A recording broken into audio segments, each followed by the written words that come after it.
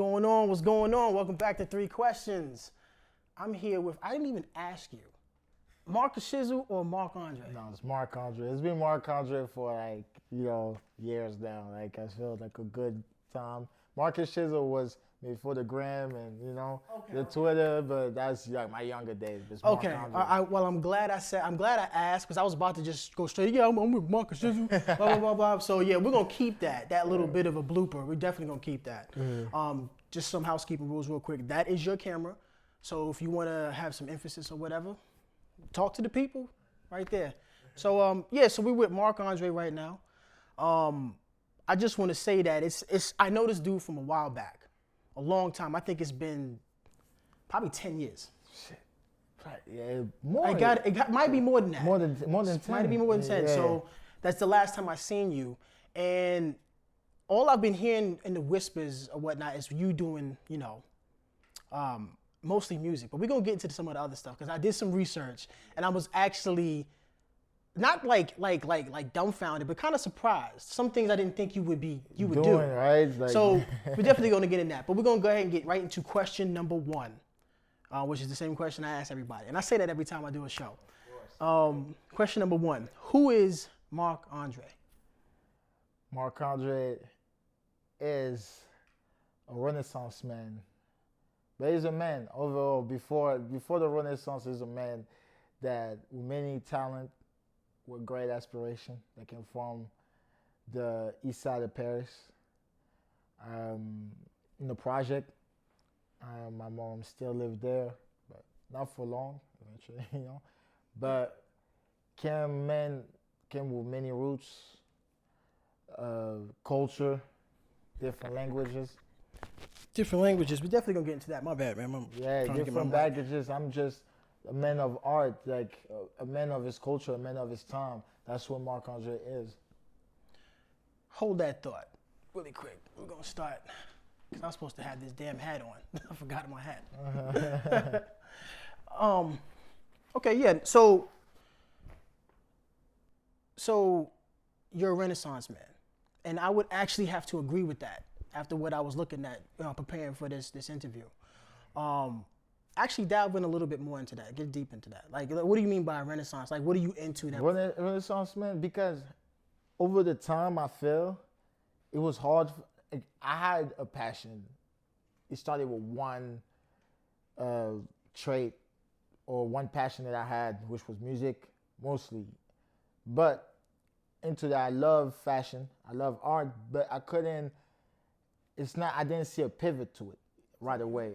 No, not right away because maybe the environment I was in, because I was maybe at the time when I started taking music seriously, I was in Paris, but it wasn't so much. I was a kid at the time I was in Paris, So there's things when I grew up, when it was my age group to make a move on my own, I wasn't in a city vibe more also. I was more in Maryland. So the lifestyle was a little bit different. So you had to adapt to how however artists will come up over here. So you're saying adapt from, because you're originally from Paris. Yeah. So city life, I mean, it's kind of this, city life I would say is, you've been to one city, you've been to almost all of them, kind of. Yeah. But it's radically different because English isn't your first language. Exactly. So you had to do everything. It was hard, I would imagine. Hard, yeah. Like I would say, let's say if I would have came right straight from France to a city like New York, yeah, it wouldn't probably be as much of a difference for me. It would be a quick way to adapt because they're all really, really similar.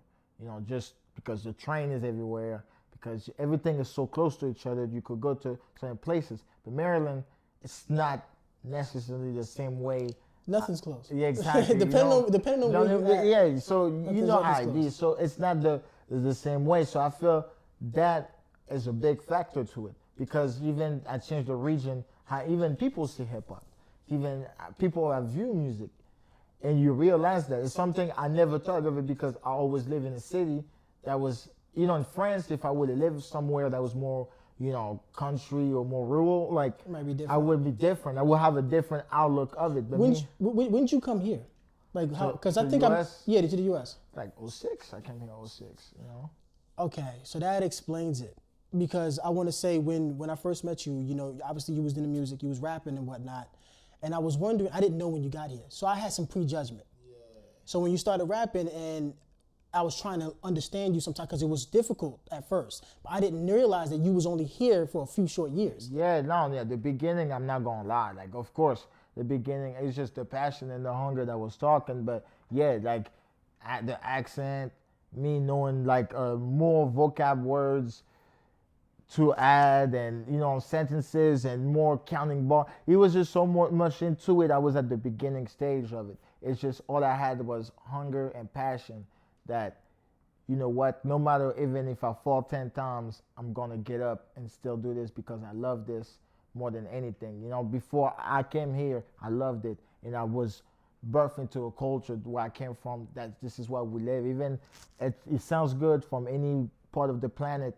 We understand the sonority of hip hop, and we loved it. So I lived it. That hunger and passion never left out of me. It's funny that you mentioned that because it really is global. Because I spent about a month and a half in Norway, and they were over there rocking to hip hop. It made me smile. Actually, I was like dumb happy because I'm like, wow, this art form is really everywhere. Touching everybody, and people don't understand the power of it as much sometimes, I feel, because people wouldn't know, like, as much that probably, as hip hop been in a country for like decades and stuff.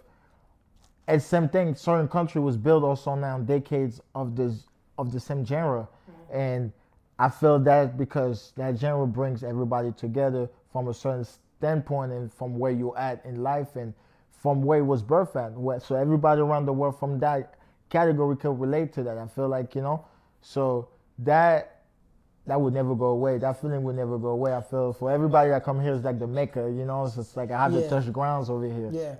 I will say this, man. The fact that you kept up with it all this time, because even with myself, before we started recording, you were asking me why'd I stop. There's a whole story to that. I'm not gonna get into it today, but there's a whole story to that. But the fact that you kept going with it, and I was actually taking a listen to your work up to this point. You got a lot I still got to go through. Nah, yeah, and no. I was looking at it, I was listening to it, I was like, yo, this is not the same guy.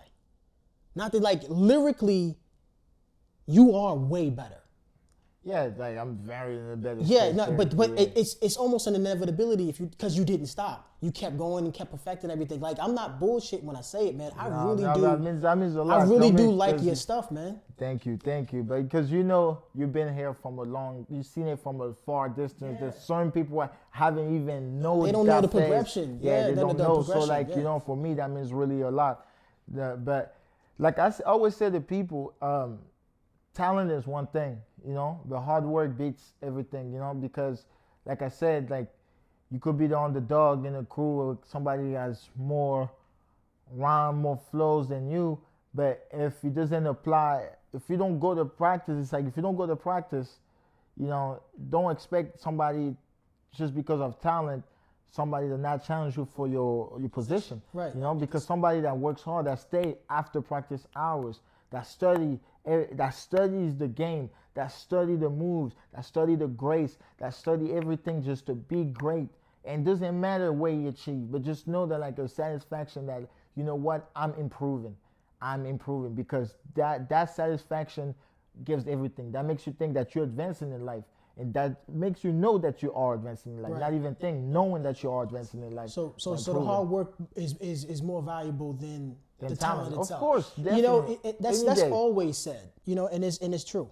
It's definitely true. Now, if you mix talent with hard work, you're unbeatable. You're unbeatable, exactly. You're unbeatable. So it's like it's a whole thing. That's where you get the greats. Like you get Mike Tyson.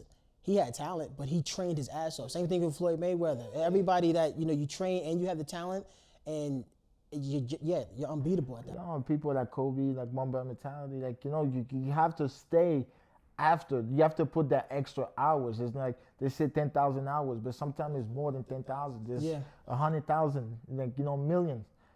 Because sometimes you never know when your time is coming. Sometimes your time might come in an early stage. Your time might come at a later time that you never expected that might come. Right. But if you stay hidden and consistently going somewhere and actually be grateful of the people that believe in you. Sometimes that's the problem. Like I feel with like a lot of artists, they don't realize we're too zoomed in on having like on reaching the highest height that we can. But sometimes to get to the highest height, you have to start seeing for what's in front of you. And I always said, people like I used to get mad too, until I really applied that in my brain that if 100 people are watching you, give it time of the day to watch you, it's already a lot. Because the 100 people could multiply to 1,000. Yeah. 10 to 10,000. But you got to start with those 100 people. Right. You got to make sure that 100 people care about what you have to bring to the table to bring those 1,000 people. Like, I saw a post that you posted about your numbers. And your numbers, you're in the tens of thousands of listens. You know what I'm saying? So it's exactly what you just said. You start with 50, you start with 100 people. If you keep going as you did, it's gonna grow. Eventually, and you have to be immune because I know everybody goes through that point to that, oh man, but it's not like you realize when you start realizing that, it's not your journey, it's not his journey, or it's not her journey, it's not like, for her journey, it's your journey, it's yourself. So whatever people, you got to make sure that whatever is in your journey is aligning to it, and I feel realizing to be grateful to have people believe in your journey, it's a lot. Like having one person to believe. Sometimes we don't even care if it's 10,000 people that believe us. You want that one person to believe in you. The one person you respect the most. Exactly. Yeah. And if you feel that person don't give you that belief, you feel it's cool, but when you got that belief, you feel like no, that means something. So understand that. Like even somebody gave you a belief in life, one belief is enough. It's a lot. So imagine 100 people. You're going to see it because 100 people is a lot of people. Imagine having 100 people in this room. Right. We'll be packed. Like, if you got a camera set in the back, you're going to look like you got like 10,000 people in there. Exactly, So people don't realize that. I feel like that when you are grateful to those people, and those people know that you're grateful for them, they more receptive to put on somebody else and be like, listen to this guy, he's awesome. Like, like he man cool. He always show love and everything because it's important. No matter what, we're not perfect, but somehow always show love the best way you can. You can't give the best version of yourself all the time and the best love, but showing back love and gratitude for the little things that build the bigger, bigger picture. Yeah, that's I feel that's major key. Cool.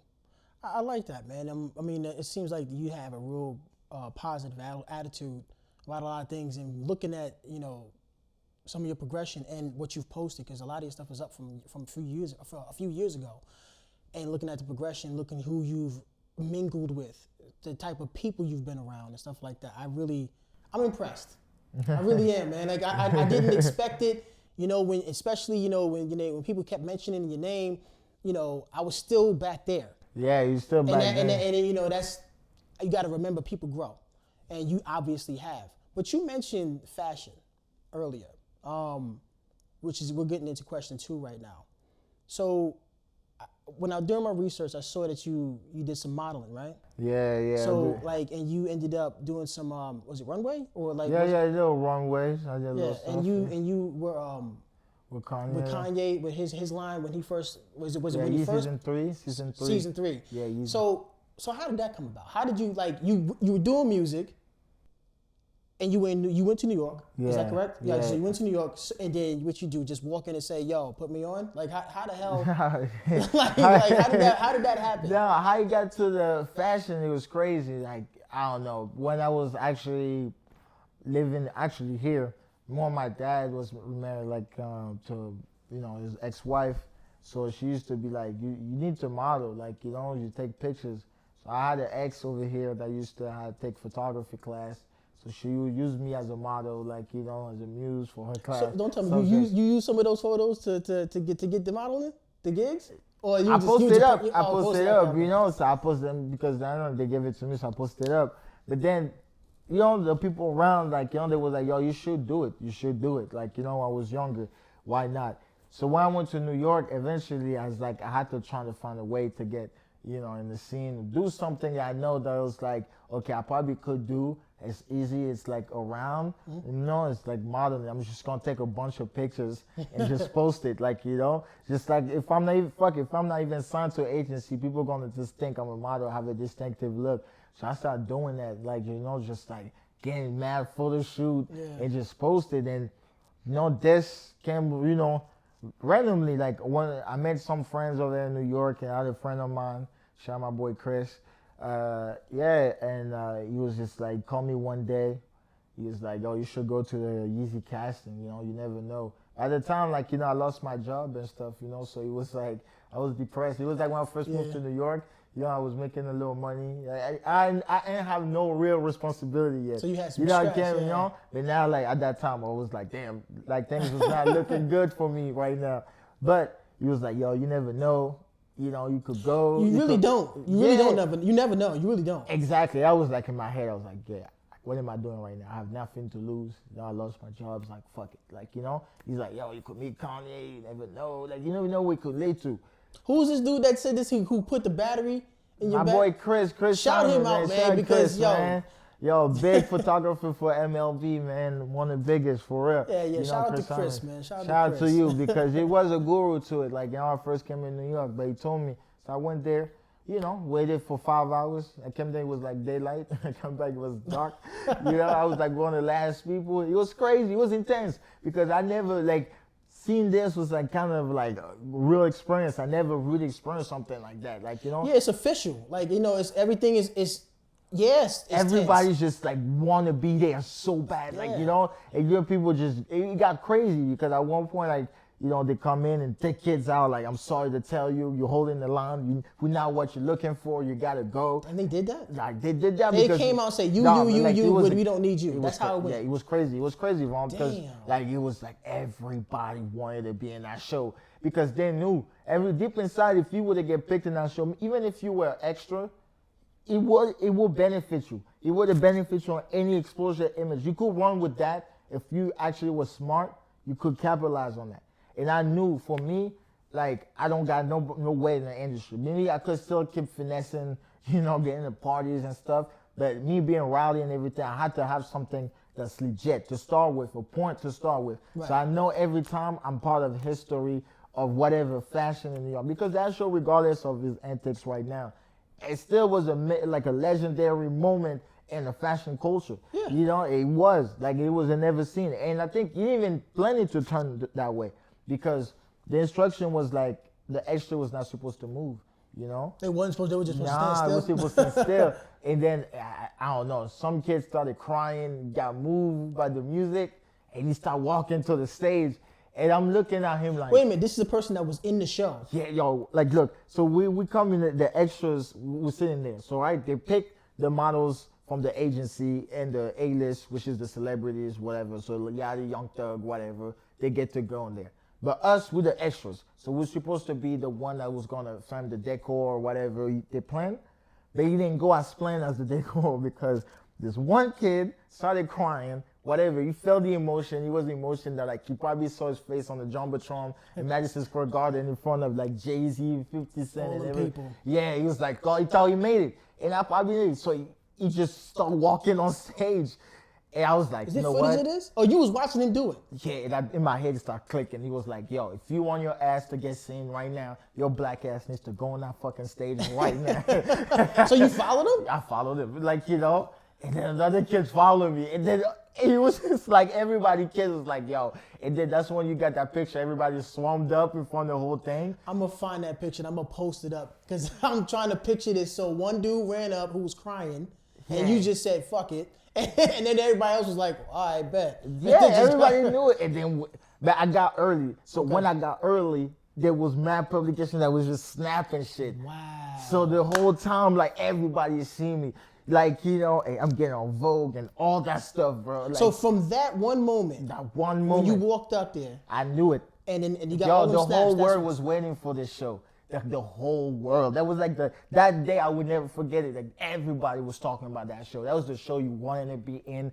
You didn't care. Once you made that, who cares whatever you was on after that? So, okay, so let's recap real quick. Your man Chris said, you never know. You go up after you had lost your job, so you just said, fuck it. Yeah, You went up. They were taking 10, 20 people out of the line before they even got in there to audition. Yeah. You was watching this happen. Yeah, Probably just like, wait oh online. shit, am I next? Exact shit. And yeah. then you get picked. Then one dude starts crying, and you say, No, fuck but you don't it. even know how I got picked because it's crazy. Well, how did you get picked? Yo, how I even got picked? Because I ended up, I got arrested for like jumping the train, in New York, typical shit. So those, the NYPD decided to keep me in this time, Wow. So my phone was at the prison. So I'm like under it, like thinking like, oh my God, like this is like what the fuck? I lost my job. I'm here. The casting, we don't know. They probably called. I was just doomed. So they let me out the day before, right? The night before, basically. So I'm probably just clipped. They already choose who they wanted, and it's done. So I'm going back. I just live at the Bronx at the time, so I'm going back, see my friends. You know what I'm saying? We're in the room at the time. One of my closest friends. And we in the room, he's like, damn, we're talking about the show. It's like, this tomorrow, dog. Like, damn, yo, they took my phone, did me dirty. Probably they called me. We're depressed. Yo, I shit you not. I turned my phone on. It was dead the whole time. Yo, as soon as shit turned on, there's a call that came in. And Actually, just a phone call. like, Came yeah, in, like, okay. yo, that shit, you even, like, the screensaver, then it came to the menu, yet, like, full, and he's like he just pulled up. Your call just pulled up. So I just picked up because that was the first call, so I'm picking up. They're like, hey, Marc Andre? I was like, yes. I would like to say that you made it for Yeezy season. Come at 5 in the morning at Madison Square Garden. Yo, I was like, if it's not a miracle, I don't know what to say. I don't know what to say. So you was hitting it. So you got arrested. They took your phone. You didn't know. That's yeah. how the fuck. Yo, it was just meant for you to have that. It was just meant for you to have that. Lead Yeah. to where we at then. Yeah. And then you saw the moment we're talking about hunger and passion. This is the hunger and passion moment because it's like you have one shot. If you stay back and you decide to go late, there's gonna be too many people to see your face.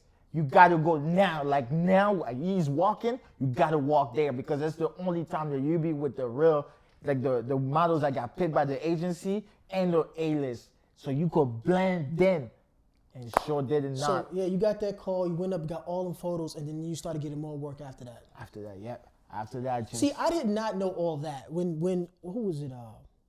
Staffa said that you was doing modeling, and I was like, well, what kind? He said, yeah, you just done that. So I was just thinking that you was like doing regular, just smaller stuff. I didn't know about the Yeezy thing until doing my research. And I'm like, yo, this man really did that shit? And now you're telling me how you got it. Like, I'm sitting back like, wow. Talk about being at the right place at the right time. You know what I'm saying? Just having the right attitude. exactly. You know what I'm saying? And the right circumstances that happened. What you thought, when life gives you lemons, you make lemonade. Because you lost your job, got arrested, and then the next day, you get a phone call, yo, we need you for Yeezy, come tomorrow. Like, exactly. Like, the night I got out, I was just like, wow, this is crazy. You can't make it up. Hell no, you can't make it up. So, like, yo, after that, the phone started booming, it got me for a while. I was able to capitalize on it, and be outside and, have a distinctive look to just, keep pushing around it. And, till this day, if I pull a throwback from there, people are still excited to know that I was part of this. Yeah, that's dope, man. That's a hell of an experience and a hell of a story too, how it all came together. Yeah. So man, that's real dope. As far as we can continuing on with the art, being an artist and whatnot, and because fashion is art too. Even if you're not, the person actually making the clothing, you have to wear it, and not everybody can wear everything. Exactly. You see what I'm saying? Like what you wear, like I was looking at your Instagram, what you wear, it wouldn't fit. No, a lot of people say that. A lot of people say that. It's just like it's you. It's you. You see what I'm saying? It wouldn't fit. Like it just wouldn't fit. So I had to learn that because I would try it sometime. Like, let me put it on and see how it works. And I don't even feel right. It just doesn't even. It's about fit. knowing yourself. Know what you really like and what makes you real comfortable. Fashion is just as much of your. It's a large part of everybody's personality. Exactly. I think people sometimes understand that.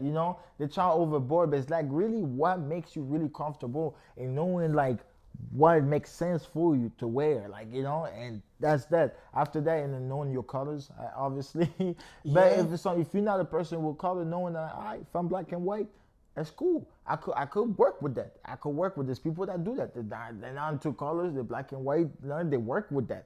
But there's people that into love, you know, certain things. But it's about really knowing yourself. So I feel like fashion come from that. Style come from that. Yeah, man, it's big. Another part of art that is really expressive. And when I was researching, you get into painting too. Right? Yeah, yeah. So I have to be honest, with your style, and you paint, I kind of got the feeling of, what was the name? Jean Basquiat? Jean Basquiat? Yeah, it's Jean Basquiat. Jean-Michel Basquiat. Was that an inspiration for you, or did you kind of get into it after you've already started painting, or was it like, how did that work? You know, I mean, I discovered him before I started painting, like years before I started painting. I always love his art, you know, and I'm not ashamed to say it. Like, you know, certain people would be like, oh, or they would feel like, you know, they're just much as a sellout because it's one of like the most right now bigger name in the black, like in history of art as black creator because of the story behind him. Yeah, I mean, I don't see why somebody would have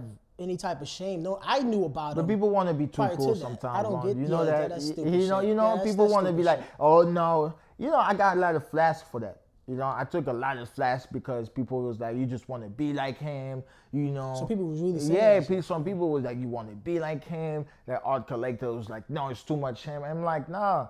Like, people have similar ways. He was inspired by artists too. He was inspired by Picasso, was copying, like, you know, artists before him. He did, you know, every artist did that. It's not, you got to have a certain genre of inspiration. And when me, I never had no painting training or anything like that. I didn't paint, I didn't go to art school. It's something that came out of feeling that I knew I could do. And then I had in my head for so long, but the fire needed to be sparked. And at first I didn't see it, you know, because I wasn't around people that was painting so much. I had a glimpse of it, but it wasn't enough until I hang out with somebody that was selling painting, and that was actually my friend, and I was hanging out with closely, and I got into the world of it, like introduced to it. That person even pushed me to start doing it. So you got it. So you have a whole nother friend. Yeah. That was pushing you to do another art too. Shout that person. Now, who was that? Yeah, shout out Pharaoh. Pharaoh's from Paris. And it's just like, you know, that's my brother. But did he know that you had an interest in painting before? Nah. Or did he just say you should just try? I respected it because the story was, when I met him, you know, we met through, like, you know, other friends, and, you know, he started hanging out with us. And during pandemic, you know, me and some friends, we had like a studio, art studio that we were like, you know, many people were doing different things. Some people would DJ, some people would do clothes, like sew clothes, like tote bag, like photography, we'll have it. And you will paint in there. You will paint all day. You will paint from, like, you wouldn't even use a canvas. You will use like those commercial panels, you know, the back of it. Like, you will paint on them and sell them for a lot of money, like 10,000 to 15, like, you know. You sold a painting? You sold a painting for I 10,000? did sold a painting for 10,000. But at the time he did. I never saw that in real life. I wasn't painting. You know, he did. He was like young. He was like, what, 22, 21? He wasn't even barely 21, you know? Did you sell that paint? Was that, I'm not trying to get into your finance and that like that, but when you made that sale, was it in the States or was it out France? No, it was here. It was here. It was here. I always get the impression that Europe respects more art, like painting, more so than the States does. Is that true? I mean, from the outside looking in. I feel America love art. Like, America love arts. That's one thing I could say, that arts people love art over here. People love things to entertain. Entertainment in general. Art is pleasing to watch. It entertains people in a different way. You go to a museum, you know, it brings a calm onto entertainment. It's really calm. It just gets you from the spirit. You visualize. You see the strength of the painting that you like. It grips you, you know. Now, if you have the means to buy the piece, you're going to do it because you could admire it and have a pride. It's like a pride to have it in your house, to make your house better or something. I don't know. But it's sometimes a pride for people that collects it. For the people that's doing it, for the artists, I just feel that, you know, over here, people do enjoy artists. Artists is something that still make people fantasize being an artist, you know? It makes people dream. it have because being an artist represents freedom. Yeah. You know, an artist it doesn't follow necessarily the rules, but it shows that you not. It's not even it's a regular. It's a job. It's still a job, but it's not seeing like a job you sit at your desk and you finish at 5 o'clock, then you come back to your moment of relaxation with life. I feel like being an artist is all baggage of life combined, and you just got to manage your time with it. You know, some of us do got jobs and hustle, some of us don't. You know, but you still got to be that person to make sure that people are, pleased by what you bring to the table. Right. You know, you still have to be good. Yeah, you have to be good, and and sometimes I know for me personally, I spoke to another person before when it comes to art. I know for me, I don't always see it. When I see the same picture or the painting, and someone else sees it, they get a lot of emotion out of it, and sometimes I don't fully understand it. Mm-hmm. And like you say, sometimes the art speaks to you in a certain way, and maybe for me, the type of art, maybe not painting, but for me, the thing that kind of brings out the emotion for me is sculptures. Yeah. You see, so sculptures really do it for me. It's like appreciating someone and chiseling at it. You know what I'm saying? So that's a big thing for me.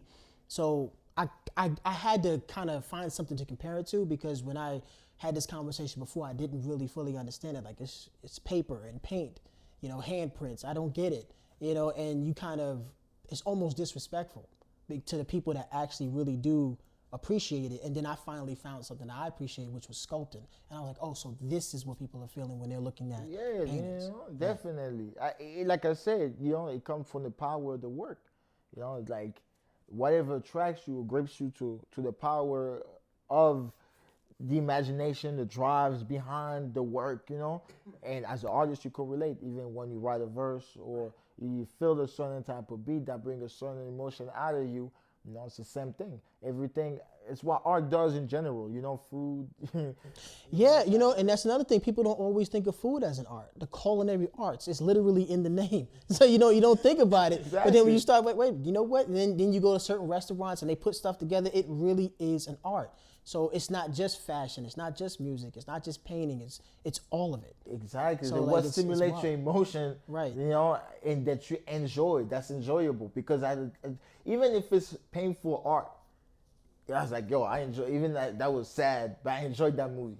Even if it was sad, you enjoyed it because you brought the emotion out of you. Right. You enjoyed it because you brought that emotion out of it. And I feel right now, and art in general, because I could speak it for music, because people are gonna be like, oh, the stage of hip hop, whatever, stage of music right now. But I could say that to art too. As far as like painting, fashion, I could say that too. It's just, sometimes there's people that consume stuff that doesn't bring that emotion that they actually really want out of whatever they're looking for. Or they need. Some people, some people don't get everything they need. They get some weird stuff and they make them do weird stuff. But people accept mediocrity, like being mediocre. Yeah. You can't do that, man. Like art, it's not. Yeah, the stuff that really pulls emotion out of people is not mediocre at all. You know what I'm saying? It's not. Exactly. But it's people. Sometimes people get away with that. Sometimes a lot of people get away with that. When it comes to music, in certain aspects, hell yeah, people get away with that shit. It's frustrating. No, that is true. I feel like right now, it's that people don't care about taste and quality, and sometimes people are scared to tell their friends and people around about that. I feel something. We're talking about evolution, of the art and the work. It's something I had to focus and set down. It actually, even I don't care if I don't blow up at the age like I wanted to blow up. I did my thing right now that I know, okay, I'm doing something right. It's advancing in the right way. But it's because I had to really install and stand to the fact that I want quality and taste. And sometimes it takes time, It takes time to understand certain food, even certain wine, for example, I learned that. Just your palate, when you eat something, whatever you like to eat when you were 16, now as a grown man, it's a different palate, Yeah. So that's just important to apply that in the work too. Like I said, some people got that chance, but if you don't and you still doing it, understand that You just making your palette better. Right. So, when it comes to your painting, there's different like genres of painting. Was your painting like is it neo-expressionist? Yeah, I guess you could say abstract, more abstract. More you know? abstract. Okay. Yeah, abstract, because like I said, I didn't go to school. It's just I paint of my feelings. I see what I see and I feel, and I'm doing it. I'm not afraid. It's not gonna afraid me to be like, oh, it's your masterpiece. It's bad. No, it's like, okay, it's done. I let it out. Yeah. It's out. Like, whatever it came out. We're good. Next, Yeah. Let me ask you a question though, because I've always found this fascinating with people who speak multiple languages, especially when they do music, singers, rappers. Listening to your work, you jump between the two, and I be listening to it. I'm like, God damn it, it makes you almost wish you knew several languages. So yeah, I could do that too. Or if you knew, because I don't speak French. Only thing I know about French is comment ça va. That's it. It's a beginning. That's all I know. And you're literally going through the language that my first language and your language, and you're doing it on the same track, and you're doing it seamlessly. Like I'm not. It's not really a question. I'm just trying to say that I think that's dope. No, thank you. I think it's dope that you do that, because you see when people do it with Spanish and English, but it's something about French, or maybe it's just the way you're doing it. Yeah, you don't hear it often. That's why it's intriguing. Exactly. So that's what it was. Because that's what I was trying to figure out what it was, but I'm hearing you do it. And again, maybe it's because of your style that makes it maybe more. It took a long time though. It took a long time for me to even accept it, to do this. I decided for a long time. I was in his head when I was younger. Of course, I just felt like, because I'm gonna tell you, when I started rapping at the beginning, even like for a lot of people to know that, like, people didn't like my accent. My accent was strong. People was throwing my CDs on the ground, telling me to go back to my country. So at one point, I started like, you know what? I gotta be so good in English. Forget the French for a long time. I was just like, it got me into a weird space that like, forget the French. I'm here and I'm gonna prove everybody that like I can spit in English. So I wanted to sharpen my sword in English so well, to the point that like, okay, now it comes like water. It got to that point. That like, now every song I make, and I'm like, okay, it makes sense. I get on track with people that's respected. It makes sense, So now I know that. Then when I grew older, it's a certain thing that's, I come back to my roots a little bit. Come back to who really I am. It was a point of me that was like, searching where I was at in my sound, even still, But then when I grew a little older, when I feel the painting came in, the painting helped me really come back to a source of return of my sources. Like really at the beginning of who am I, when you asking me who was Marc Andre, there's a lot of things I went back. For a moment of part of my times, there's things I love, like soccer, for example.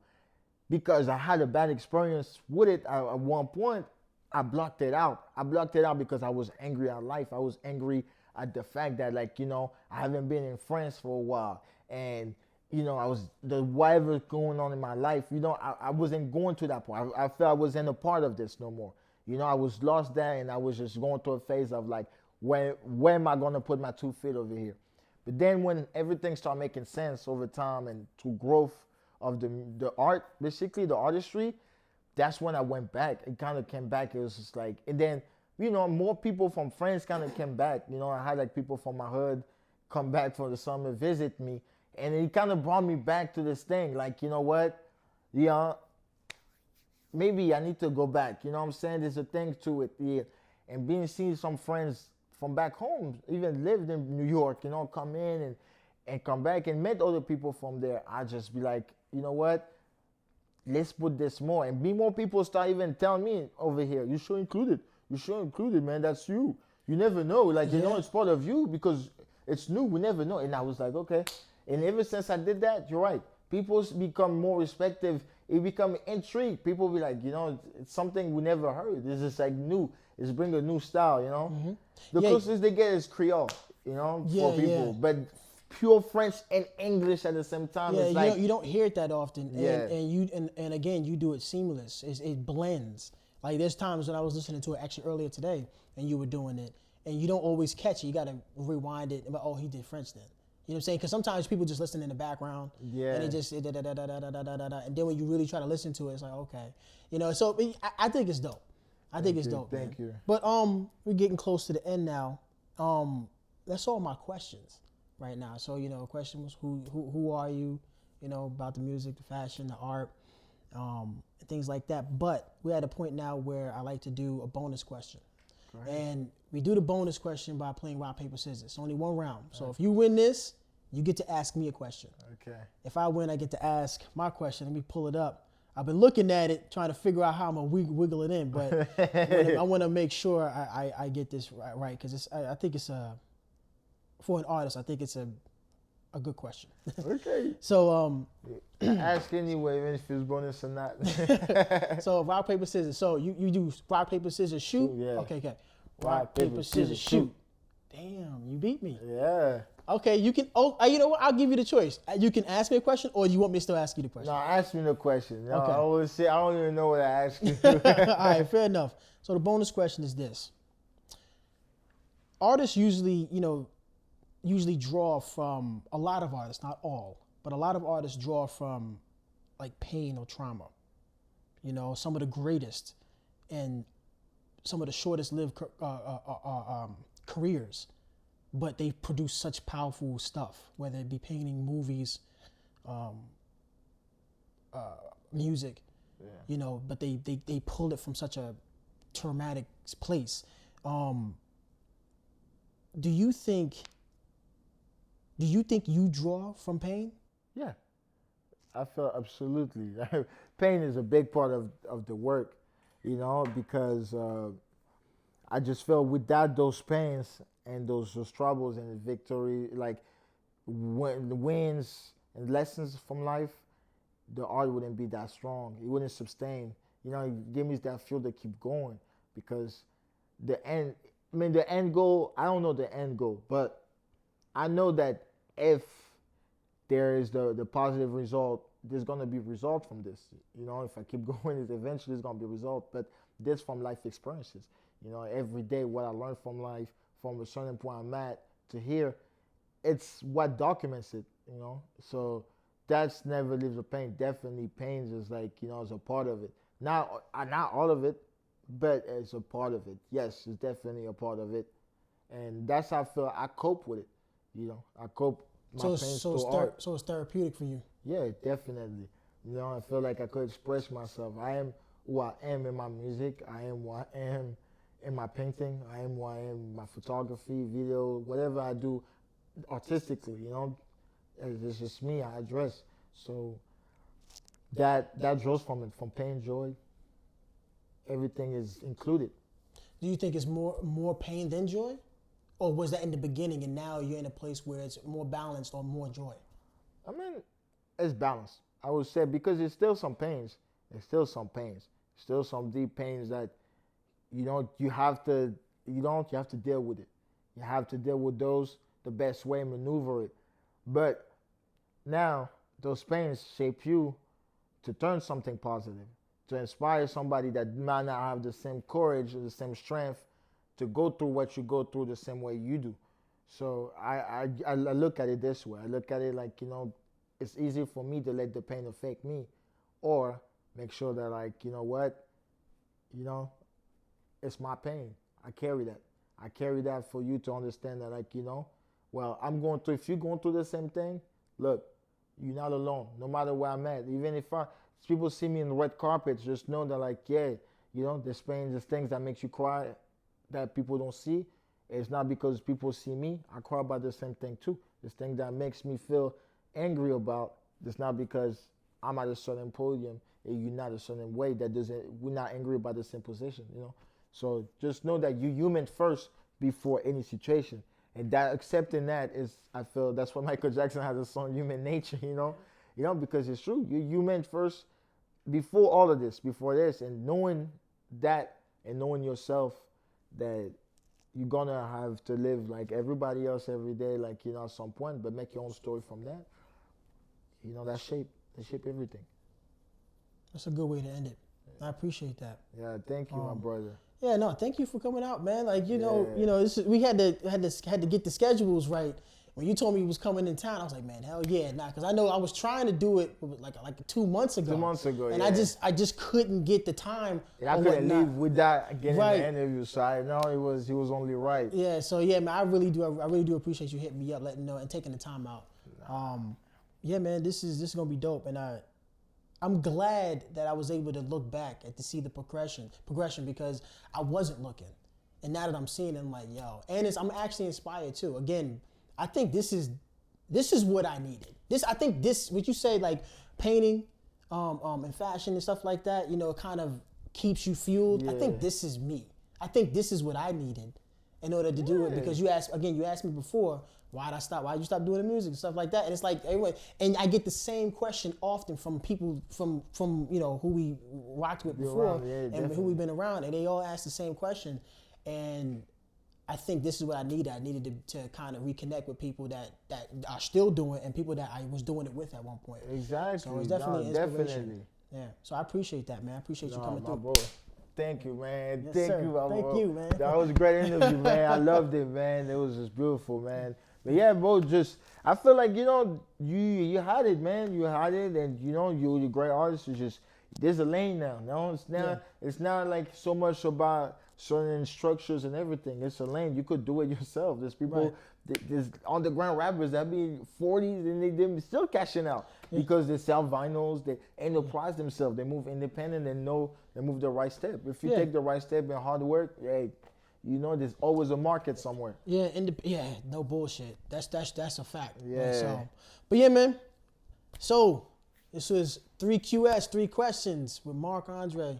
Again, I appreciate you coming through, brother. My brother. Appreciate it. And yeah, man. And until the next one, man. We out. Let's go. We out. Let's go.